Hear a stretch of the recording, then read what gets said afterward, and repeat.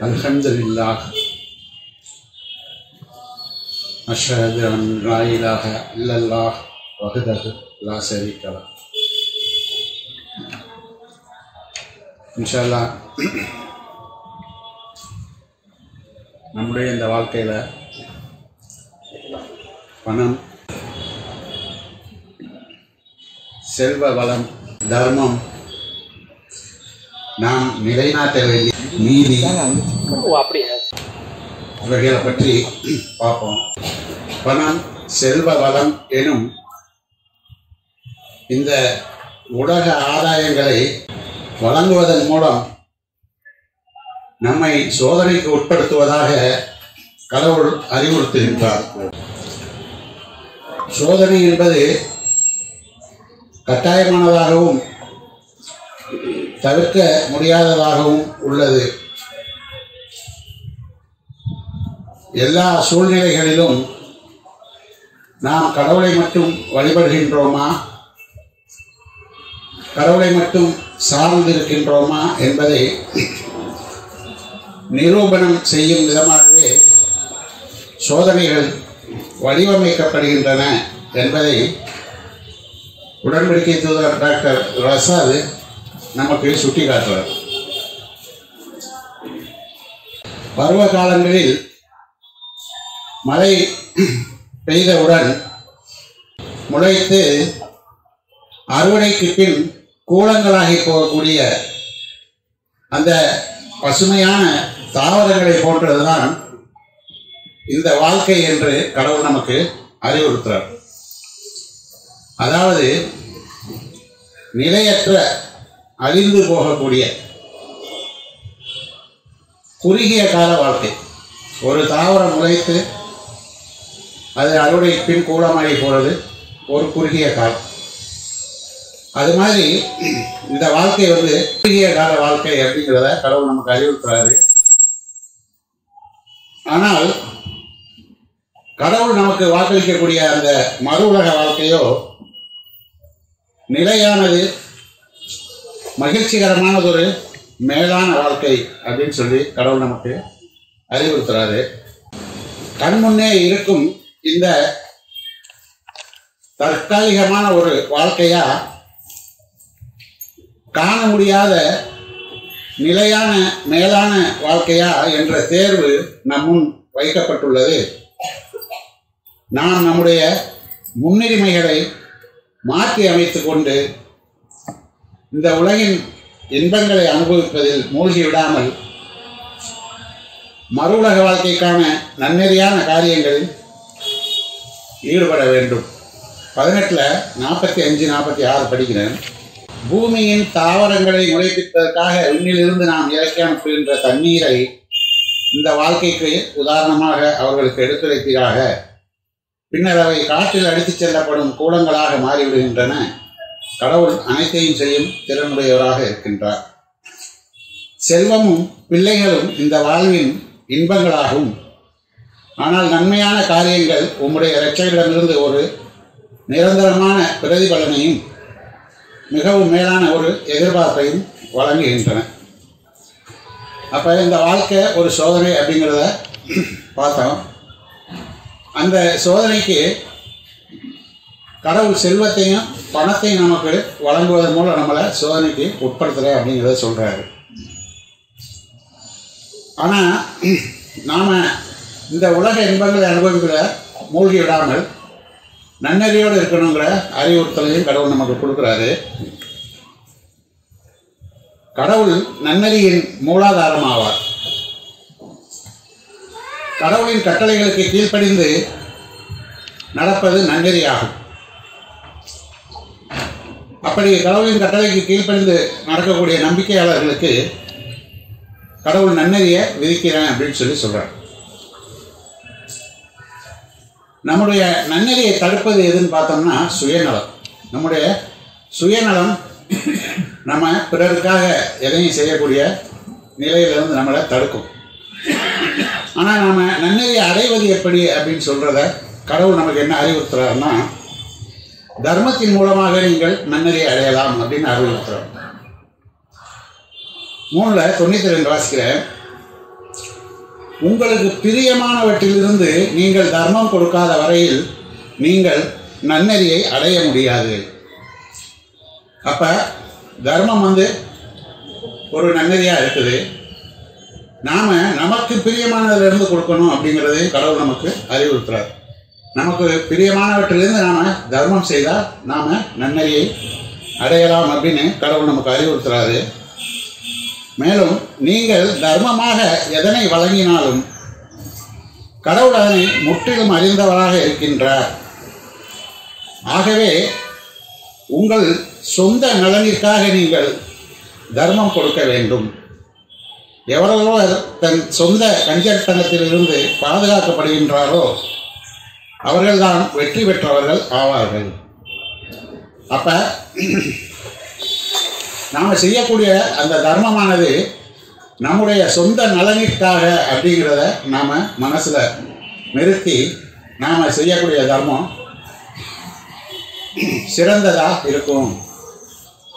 மேலும் தன்னுடைய சொந்த கஞ்சத்தனத்திலிருந்து பாதுகாக்கப்படக்கூடியவர் வெற்றி பெற்றவராகிறாரு அப்படின்னு கடவுள் நமக்கு 64:16 அறிவுறுத்துறாரு. ஆகவே நாம் நன்னெறியை அடைவதற்கு நமக்கு பிரியமானவற்றிலிருந்து தர்மம் செய்யக்கூடியவர்களாக நம்மளை மாற்றிக்கொள்ளணும். தர்மம் ஒரு மிகச்சிறந்த நன்னெறியாகும். அடுத்து பணம். பணத்தையும் செல்வத்தையும் கொடுத்து நம்மளை சோதிக்கிறேன்னு கடவுள் சொல்கிறாரு. உங்களுடைய பணம் மற்றும் பிள்ளைகள் ஒரு சோதனை ஆகும் அப்படின்னு 64:15 சொல்கிறார். ஆனால் அந்த பணம் கடவுளுக்கு எதிராக உங்களுக்கு உதவ இயலாது. அந்த பணத்தை வச்சு இந்த பூமியில் நாம் எல்லா சுகத்தையும் அனுபவிக்கலாம். ஆனால் மறுமையில் அந்த பணம் நமக்கு பயன்படுமாண்டா அந்த பணம் நமக்கு பயன்படாது, நம்மளால் கொண்டு போகவும் முடியாது. பணம் கடவுளுக்கு எதிராக உங்களுக்கு உதவ இயலாது. பணம் இருந்தால் எதனையும் சாதித்து விடலாம் என்ற எண்ணம், நம்மக்கிட்ட பணம் இருந்துச்சுன்னா எதை வேணாலும் சாதிச்சிடலாம் அப்படிங்கிற எண்ணம் இந்த உலக வாழ்வில் மூழ்கி கிடப்பவர்களுடைய நிலைப்பாடாக உள்ளது. யாரெல்லாம் இந்த உலக வாழ்க்கையை பெரிதாக நினைக்கிறாங்களோ அவங்க பணம் நம்மள்கிட்ட இருந்தால் இந்த உலகத்தில் நம்ம எதை வேணாலும் சாதிக்கலாம் அப்படிங்கிற எண்ணத்தில் வாழ்கிறாங்க. பணம் உங்களுக்கு உதவ இயலாது என்கின்ற அறிவுறுத்தலை வழங்கக்கூடிய குரானின் வசனங்கள் யாவும் நம்ப மறுப்பவர்களையே குறிப்பிட்டு கூறுகின்றது. நம்பிக்கையாளர்களை பார்த்து கடவுள் அப்படி சொல்லலை. நம்ப மறுப்பவர்கள் தான் அந்த மாதிரி இருக்காங்கிறதுக்காக நம்ப மறுப்பவர்களையே அந்த வசனங்கள் குறிப்பிட்டு கூறுறதை நாம் பார்க்கலாம். 3:10 வாசிக்கிறேன். கடவுளுக்கு எதிராக அவர்களுடைய பணத்தாலோ அன்றி அவர்களுடைய பிள்ளைகளாலோ நம்ப மறுப்பவர்கள் ஒருபோதும் உதவி செய்யப்பட மாட்டார்கள். அவர்கள் நரகத்திற்கு எரிபொருளாக இருப்பார்கள். அப்போ நாம் இந்த பூமியில் எவ்வளோ கோடி கோடியாக சம்பாதித்தாலும் அந்த பணம் நமக்கு ஒருபோதும் உதவ போகிறதில்லை. எது நமக்கு உதவும்னா நம்முடைய நன்னெறி தான் உதவும். அந்த நன்னெறியை நாம் எதன் மூலம் அடையலாம்னா கடவுள் நமக்கு தர்மங்கிற ஒரு வழியை காட்டுறார். அது மிக இலகுவான வழியாகவும் இருக்கும். தான் செல்வந்தனாக இருந்த போதிலும் எவன் கஞ்சத்தனமாக இருக்கின்றானோ, மேலும் வேதத்தின் மீது நம்பிக்கை கொள்ள மறுக்கின்றானோ அவனை நாம் துன்பத்தின்பால் செலுத்துவோம். அவன் விழும்போது அவனுடைய பணம் அவனுக்கு உதவி செய்ய இயலாது. பெரிய செல்வந்தனாக இருந்தும் கஞ்சத்தனமாக இருக்கிறவனுடைய அவன் இருக்கக்கூடியவன் வேதத்தை நம்ப மறுக்கிறான், அவனை நாம் துன்பத்தின்பால் செலுத்துவோம் அப்படின்னு சொல்லி கடவுள் அறிவுறுத்துறாரு. மேலும் அவன் விழும்போது அவனுடைய பணம் அவனுக்கு உதவி செய்யாது அப்படிங்கிறத சொல்கிறார். இப்போ நம்ம மூசாவுடைய சரித்திரத்தில் காரூனை பற்றி கடவுள் குரான் நமக்கு சொல்லி காட்டுறாரு. அவன் ஒரு அடிமை மேய்ப்பனாக இருந்து பெரிய செல்வந்தனாக கடவுள் அவனுக்கு பெரிய அருள் புரிகிறாரு. ஆனால் அவன் அவ்வளோ பெரிய செல்வத்தை கடவுள் கொடுத்திருந்தோம் ஆணவம் புரிகிறான். அந்த ஆணவத்தின் காரணத்தினால் அவனை பூமி விழுங்குது, அவனுடைய சொத்துக்களை பூரா பூமி விழுங்கிடுது அப்படின்னு சொல்லி கடவுள் நமக்கு சுட்டி காட்டுறாரு. ஆக நம்மக்கிட்ட செல்வம் இருந்தாலும் நாம் கடவுளுக்கு அடிப்படைந்தவர்களாக இருந்து அதை கடவுளின் பாதையில் செலவழிக்கக்கூடியவர்களாக இருக்கணும். அதுபோல் அந்த தாராளமாக அருள்வளிக்கப்பட்டிருக்கின்ற நம்ப மறுப்பவர்கள் மீது நான் நடவடிக்கை எடுத்துக்கொள்கின்றேன், அவர்களுக்கு சற்று அவகாசம் அளிப்பீராக அப்படின்னு சொல்லி கடவுள் சொல்கிறாரு. ஆக கடவுளின் பாதையில் தர்மமாக கொடுப்பவன் நன்னறியாளன். அடுத்து தர்மம் அப்படிங்கிற சப்ஜெக்டை பார்த்தோம்னா, தர்மத்தை பற்றி கடவுள் சொல்லும்போது தர்மம் ஒரு சிறந்த முதலீடு அப்படிங்கிறது. இங்கே நீங்கள் முதலீடு பண்ணுனா, இங்கே நீங்கள் முதலீடு செய்யக்கூடிய இந்த தர்மத்துக்கு மறுமையில் கடவுள் பிரதிபலன் தருங்கிறார். நாம் இங்கே சம்பாதித்த இந்த பணத்தை நம்மளால் கொண்டு போக முடியாது அப்படிங்கிறத நாம் அறிஞ்சிருக்கிறோம். ஆனால் அந்த பணம் இங்கே தர்மமாக கொடுக்கப்படும்போது அங்கே நமக்கு திரும்பி கிடைக்குது அப்படிங்கிறத கடவுள் நமக்கு அறிவுறுத்துறாரு. தர்மம் ஒரு சிறந்த முதலீடு. அதனை கடவுளின் பொருத்தத்தை தேடி செலவு செய்யுங்கள். வெளிப்படையாகவோ மறைவாகவோ கொடுங்கள். சிறந்ததை கொடுங்கள்.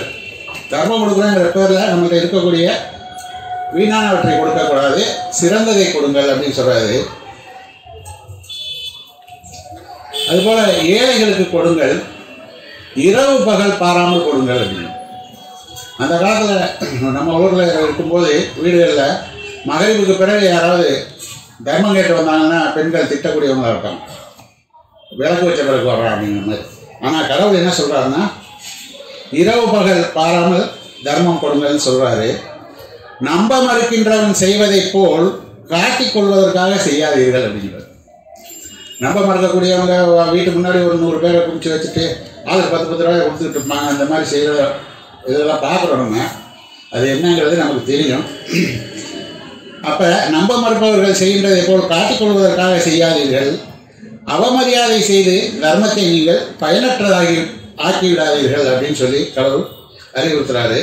இந்த வசனங்கள் பூரா 2:261 2:74 வரைக்கும் தர்மத்தை பற்றி நமக்கு கடவுள் அறிவுறுத்துறாரு. இன்ஷா அல்லாஹ் நீங்கள் குர்ஆன் படிக்கும்போது பாருங்கள். கடவுள் தர்மங்களை ஏற்றுக்கொள்கின்றார். கடவுளுக்கு எதிராக உங்களுக்கு உதவ இயலாத பணம் கடவுளின் பாதையில் செலவு செய்யப்படும் போது அது உங்களை தூய்மைப்படுத்தும் என்றும் அறிவுறுத்துகின்றார். 9:103-104 வாசிக்கிறார். அவர்களை தூய்மைப்படுத்துவதற்காகவும் அவர்களை பாவங்களில் இருந்து விடுவிப்பதற்காகவும் அவர்களுடைய பணத்தில் இருந்து ஒரு தர்மத்தை ஏற்றுக்கொள்வீராக.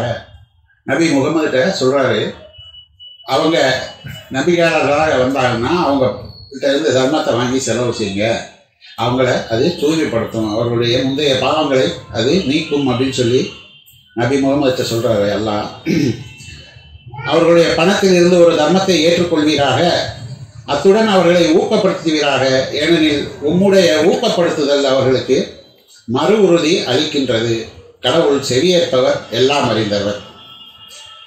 தன்னுடைய அடியார்களின் பாவத்திற்கான வருந்துதலை கடவுள் ஏற்றுக்கொள்கின்றார், தர்மங்களை அங்கீகரிக்கின்றார்.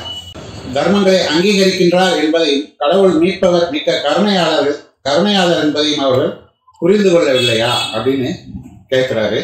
ஆக நாம கடவுள் தர்மங்களை ஏற்றுக்கொள்கின்றார் அப்படிங்கிறத அறிஞ்சிருக்கிறோம். நாம் தர்மம் செய்யக்கூடியவர்களாக இருக்கணும். மேலும்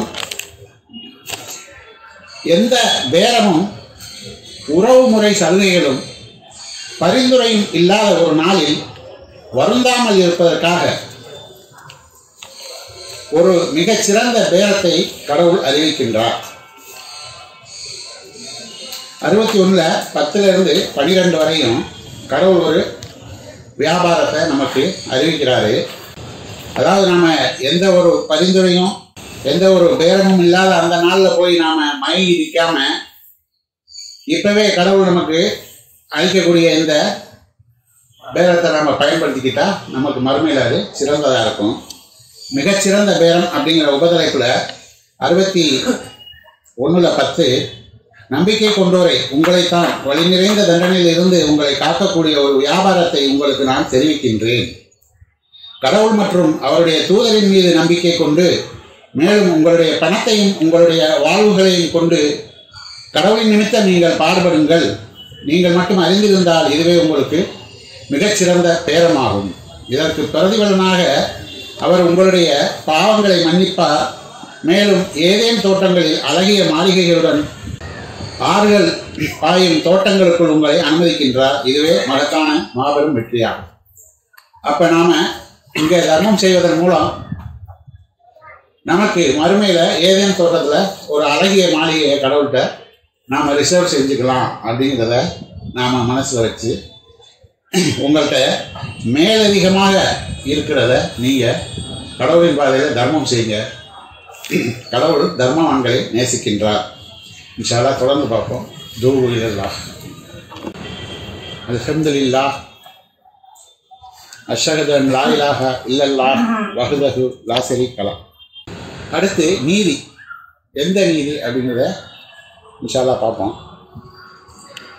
மேலான சமூகத்தவருக்கிடையில் நடந்த சச்சரவுக்கு பின் கடவுள் பல தீர்மானங்களை செய்கின்றார். என்ன தீர்மானம் செய்கிறாருன்னா, படைப்பினங்களை பிரிக்கிறத பற்றி, பூமியை படைக்கிறத பற்றி, அவங்களுக்கு சோதனையை ஏற்படுத்துறதை பற்றி, இந்த மாதிரியான பல தீர்மானங்களை கடவுள் செய்கிறாரு. ஃபியூலுக்கு பின்னாடி கடவுள் அந்த தீர்மானங்களை செய்கிறாரு. அந்த கடவுளின் தீர்மானங்களை செயல்படுத்துவதற்கான திட்டங்களில் கடவுள் வானவர்கள், சாத்தான்கள், மனிதர்கள் போன்ற தன்னுடைய படைப்பினங்களை அனுமதிக்கின்றார். அப்போ அவருடைய தீர்மானங்களை நிறைவேற்றக்கூடிய அந்த திட்டங்களில் தன்னுடைய படைப்பினங்களை அனுமதிக்கிறாரு.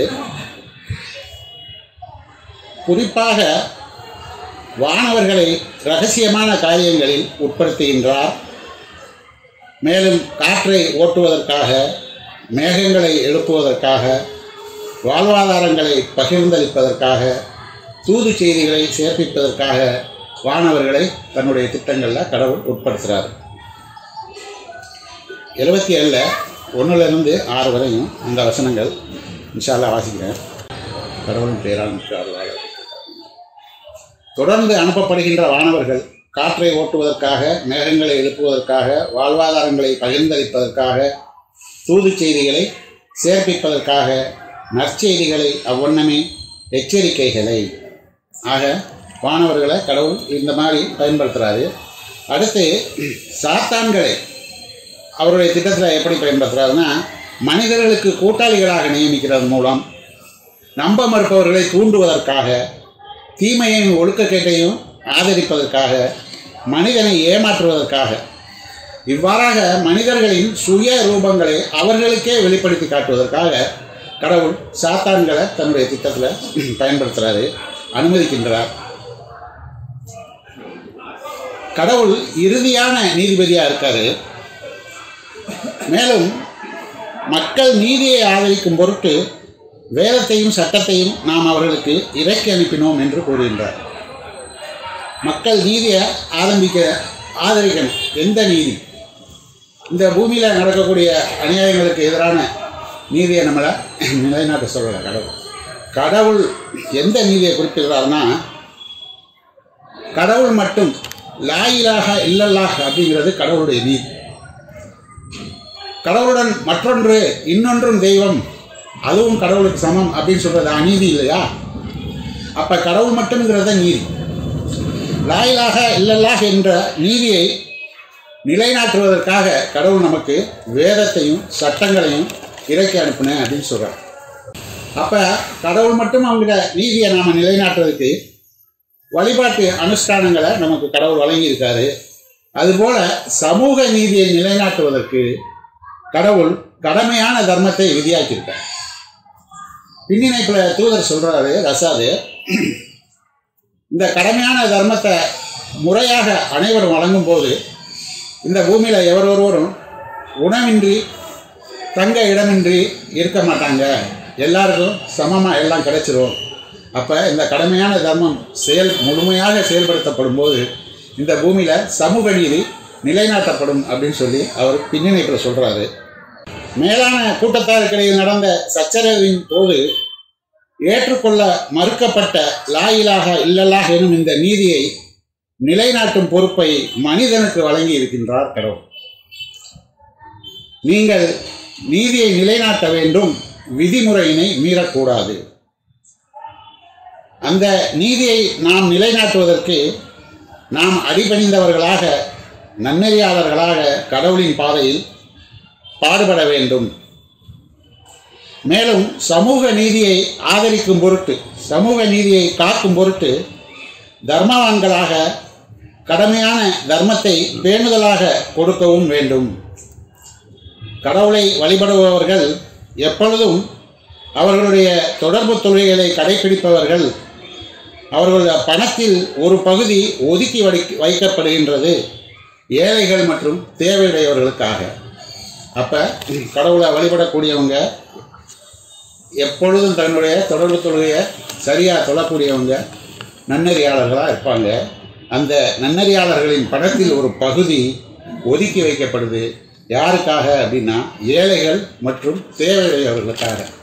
சந்தர்ப்ப சூழ்நிலைகளில் மாட்டி கடுமையான தேவைக்கு உள்ளாகக்கூடியவங்க அடுத்தவங்களுக்கு கேட்கவும் முடியாத ஒரு நிலையில் இருப்பாங்க. அவங்களுடைய கண்ணியத்தை காப்பாற்றிக்கிட்டு அத்தகையவர்களை நாம் கண்டறிந்து அவர்களுக்கு நாம் உதவி செய்கிறது ஒரு பேருதவியாக இருக்கும். அதற்குரிய வெகுமதியை கடவுள் நமக்கு பன்மடங்காக தருவார். கொடுப்பதை பற்றி அவர்கள் உம்மிடம் கேட்கின்றனர். கூறுவீராக, நீங்கள் கொடுக்கின்ற தர்மம் பெற்றோர்கள், உறவினர்கள், அனாதைகள், ஏழைகள் மற்றும் பயணத்தில் இருக்கின்ற அந்நியர்களை சென்றடைய வேண்டும். நீங்கள் செய்கின்ற எந்த நன்மையாயினும் கடவுள் அது குறித்து முற்றிலும் அறிந்திருக்கின்றார். இப்போ கொடுப்பதை பற்றி கடவுள் அந்த வரிசைப்படுத்தி சொல்கிறார் நமக்கு. நமக்கு பக்கத்துலேயே தேவையுடைய ஒருத்தரை கண்கலங்க வச்சுட்டு அங்கே இருக்க ஒருத்தர்கிட்ட கொண்டு போய் கொடுக்குறது சிறப்பு இல்லை. நமக்கு பக்கத்திலே இருக்கக்கூடிய ஒரு கஷ்டத்தில் இருக்கும்போது அவருக்கு கொடுக்குறது சிறப்பு.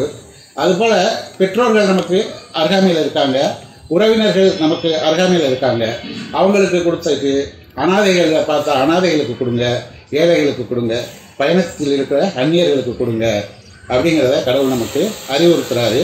நீங்கள் செய்யக்கூடிய எந்த நன்மையாயினும் கடவுள் அதை குறித்து முற்றிலும் அறிந்திருக்கின்றார். இறுதியாக கடவுள் நமக்கு கொடுக்குற ஒரு அறிவுரை, இவ்வுலகில் உனது பங்கை தவற விடாதவாறு கடவுள் உன் மீது அருளிய வாழ்வாதாரங்களை, இந்த உலகத்தில் தவற விடாமல் கடவுள் உங்கள் மீது அருளிய வாழ்வாதாரங்களை மறு உலகின் வீட்டை தேட பயன்படுத்தி கொள்ளுங்கள். கடவுள் உங்கள் பால் பெருந்தன்மையாக இருந்ததைப் போல நீங்களும் பெருந்தன்மையாக நடந்து கொள்ளுங்கள்.